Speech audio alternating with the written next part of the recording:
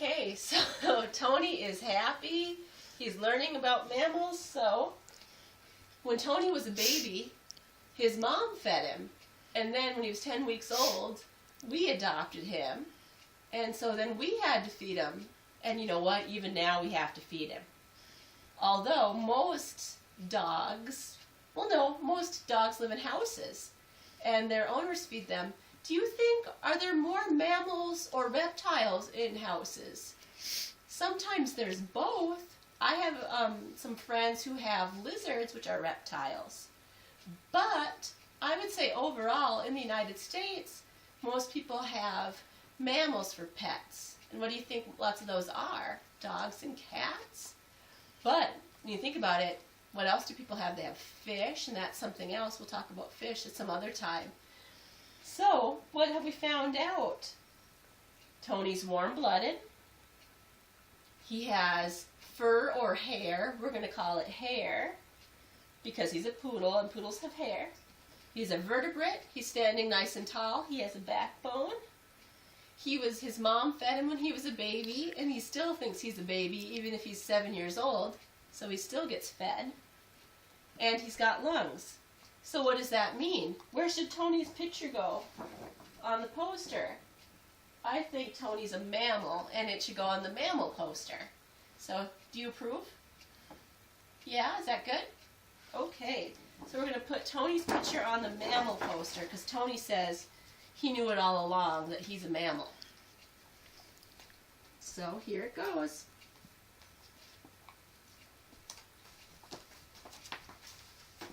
Okay, so there's Tony's picture, and that's our mammal poster, my mammal poster, and you'll be working on your own mammal poster. And maybe you can think of different mammals than I thought of on this poster. So, I think we have a pretty good idea now of the difference between mammals and reptiles, and that's my lesson.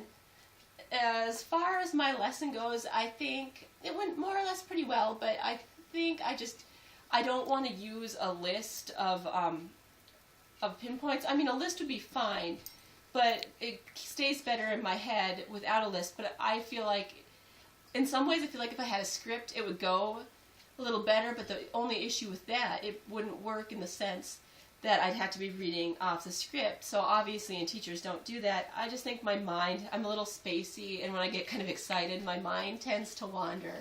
And so I would say that's my biggest issue. I'd say this lesson is probably for maybe first grade, maybe kindergarten. I felt kind of silly just presenting it to my mother and the dog. So I want to thank my mom and my dog for helping me out with this. But yeah, I want to be more interactive with the class and question them more. But of course, that seems kind of ridiculous when you're just micro-teaching to a camera. So I would say my spaciness, and when I do talk, I tend to do that. I always am pausing and thinking about what I'm going to say.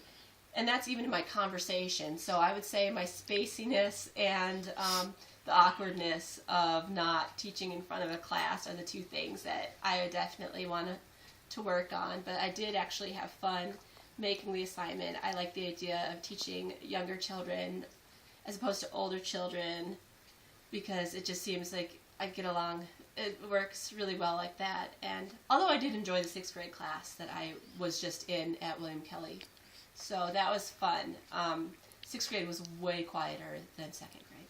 So that's my micro-teaching assignment. Thank you for watching, and thank you, Tony, for your patience. You, Tony, the teacher, the instructor, not this Tony. I apologize that you have the same name. His real name is Anthony Francis, but he's Tony, so I apologize for that. Thank you so much, and thanks, Mom.